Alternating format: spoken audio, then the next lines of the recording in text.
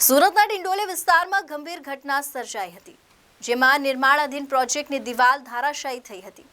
ચાલુ પ્રોજેક્ટની દિવાલ ધરાશાયી થઈ ત્યારે સદનસીબે કોઈ શ્રમિકો હાજર નહોતા, જેથી મોટી ગંભીર દુર્ઘટના બનતા રહી ગઈ હતી, જેથી હાજર લોકોએ રાહતનો શ્વાસ લીધો હતો।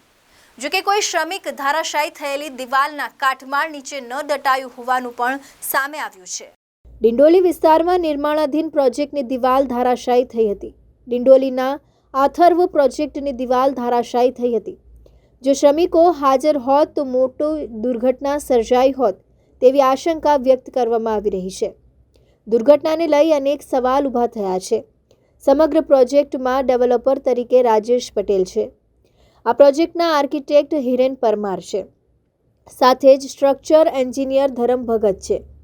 આ લોકોની લાપરવાહીથી સમગ્ર દુર્ઘટના સર્જાઈ હોવાનું સામે આવ્યું છે।